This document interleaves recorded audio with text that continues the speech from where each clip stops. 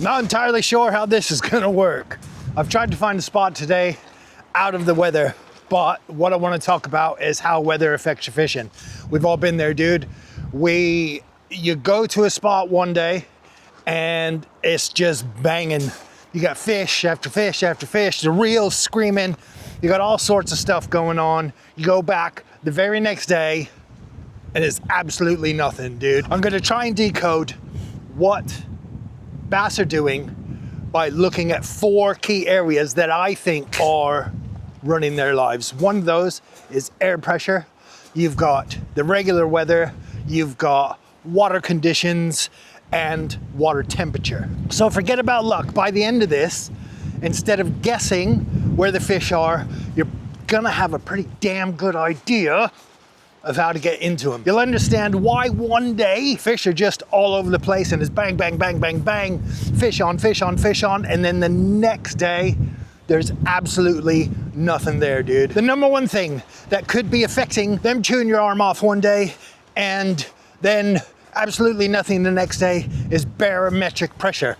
We've all heard about how's the pressure today, what's the pressure doing, blah, blah, blah, blah, blah. Barometric pressure is the weight of the air that is pushing down from the atmosphere, including on the water. I mean, just because if everything affects it, because the air's up here, doesn't mean that it doesn't affect down there. Because we don't feel it, but the fish absolutely feel it. They've got what we call a swim bladder. It's a little organ that they use to control how high in the water column they are, how low in the water column they are. It's kind of like a little balloon that puts them down, raises them up, and if that swim bladder is messed about with by the air pressure, it makes them just feel really uncomfortable, man. So if you think about it as the balloon, if that balloon expands too much, they won't eat. They're uncomfortable. If there's too little air in it, they're going to be lethargic. So it really depends where that barometric pressure is and how big their swim bladder is or their balloon, if they're gonna wanna eat or not. Remember about air pressure, it's not about if it's high or if it's low, but it's about which direction that pressure is heading. What I have found is falling pressure is going to be your golden ticket. On the flip side of a dropping pressure is obviously a rising pressure. And the rising pressure usually comes after a storm. And what I have found after a storm, usually, not all the time, is that the bass fishing is slow. When the pressure rises, that swim bladder, there's pressure on the swim bladder. Remember the balloon. If you blow up a balloon and you put your hand on it and squeeze it out, just think that that's what's happening to a bass's swim bladder. So it's gonna make them feel uncomfortable. It's gonna put them off of feeding. They will go into cover. They'll go out into deeper water. They will try and make themselves feel a little bit more comfortable. With the pressure high and rising, fishing can be really tough.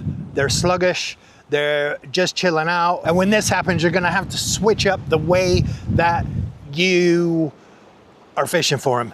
Forget about the fast surface lure stuff, ta, ta, ta, ta, ta. You gotta slow everything down when your pressure's high. Barometric pressure is a weird thing. So we talked about low pressure, we talked about high pressure, and then there is stable pressure.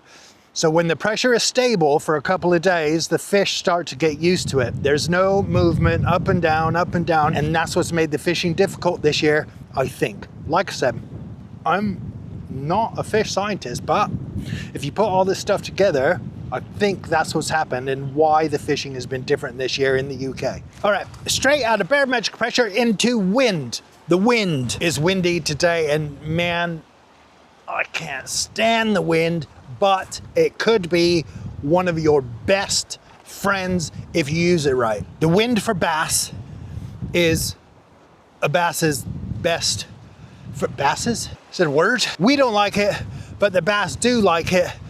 And it can really tell you where these fish are gonna be. The most important part to get your head around is the onshore wind or the windward shore. The onshore wind or the windward shore is the bit of the coast or the bit of the harbor that the wind is blowing directly onto. But don't let an onshore wind put you off, because that is the magical wind.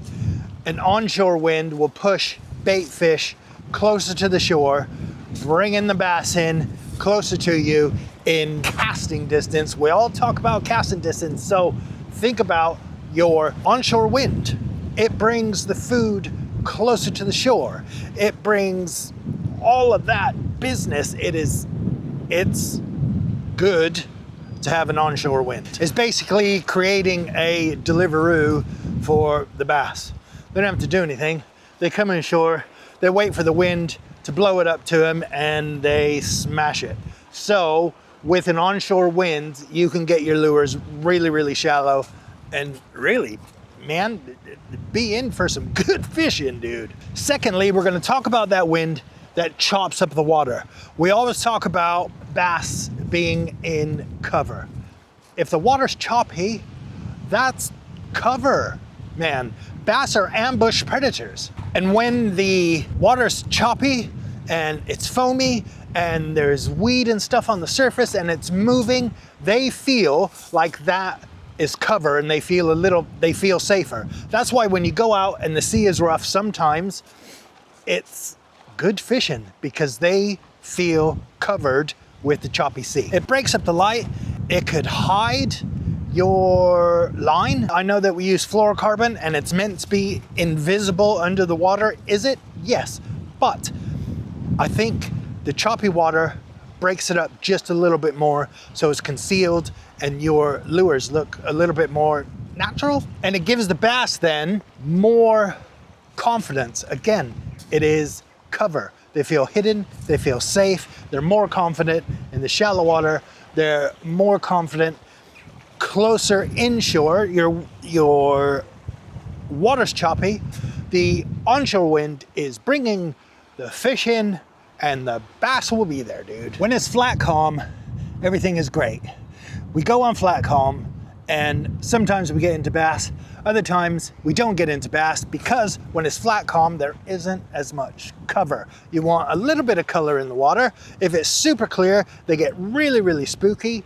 If it's flat calm, they get spooky and a bit more wary or things like that. You want a little bit of chop on the water. A surface hit on flat calm days is absolutely brilliant, but I think in my experience that you'll get more fish if there's a bit of chop on the water. Now we're gonna talk about temperature. Sea bass, or bass in the UK, because we only have one bass, they're cold-blooded, which means their activity depends on temperature. Their whole world revolves around the water temperature. So we'll start in about late spring, April to March, or late spring. As the winter starts to turn and the days get longer, the sun gets higher, we get more sun. Well, in the UK it's kind of difficult, but we do get a bit more sun sometimes. That starts to warm up the water and that triggers bass to start moving from the deeper sea regions, the depths. It triggers them when the water starts getting warmer, they start coming in more. The warmth of the water, the longer days, and it's heating up the water now, so that triggers their metabolism and it gets them to start feeding like ravenously. They've been out in the deep and they've been chilling. Now the water's warmer and they're coming back to what they know. They're coming back to the feeding grounds and they start taking off. And that's usually in places where the water warms up the fastest. Usually in your harbors, in where things are a little bit shallower and the sun at low tide is warming up the mud or the sand or the rocks, and in turn sends up the water temperature, and bass seem to go there first. So then you move into summer, June, August, and you know, if you're out and you're fishing for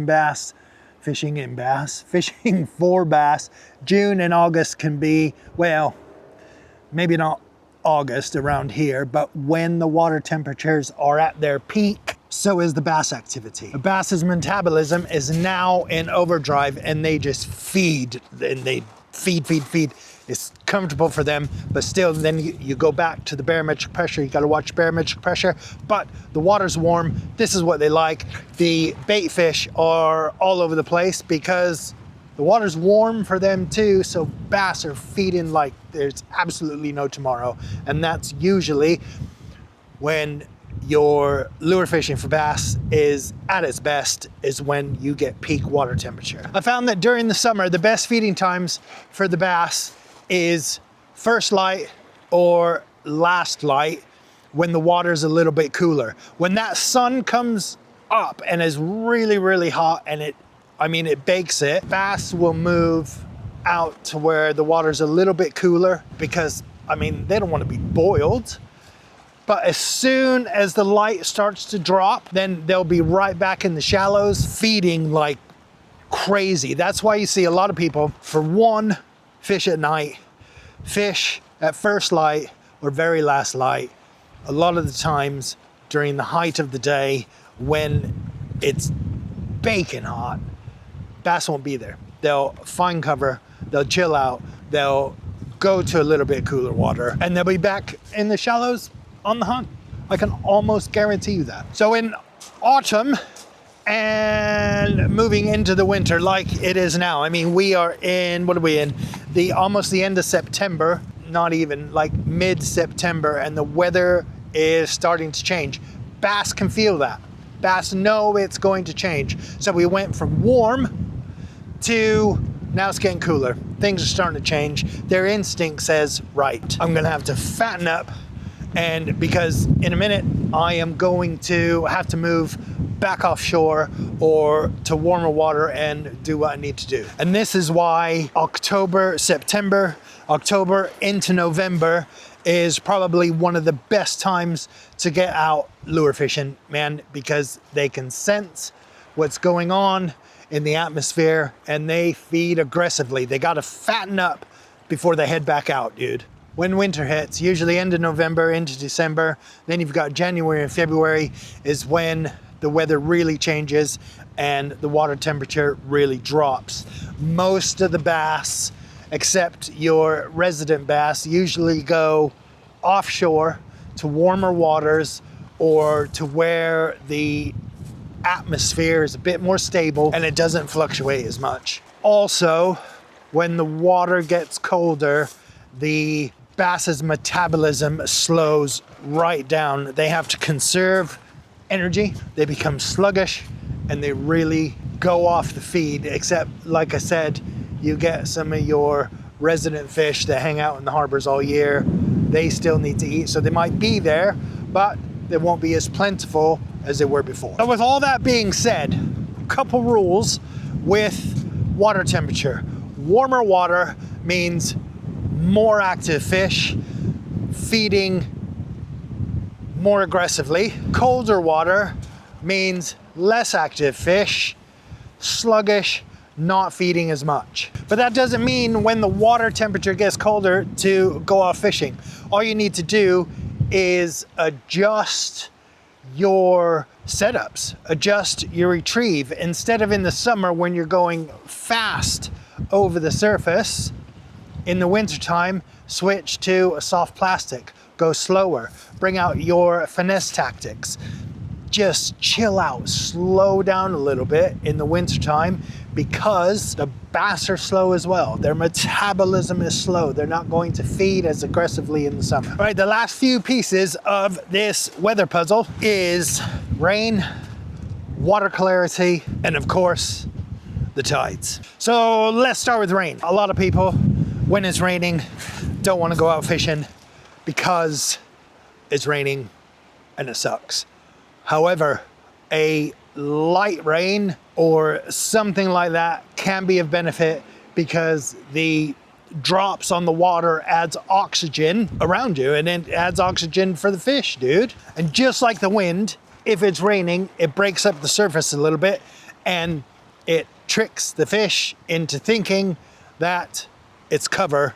And sometimes they can be more active when you've got stuff banging down on the water, dude. Now, that is kind of a light rain. Heavy rain is a little bit different. You got a different kettle of fish. Heavy rain, especially prolonged heavy rain, it can add more fresh water to the sea.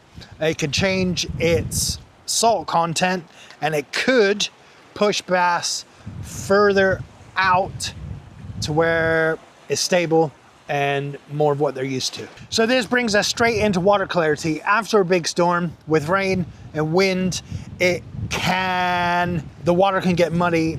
You've all been out and the water's been chocolatey.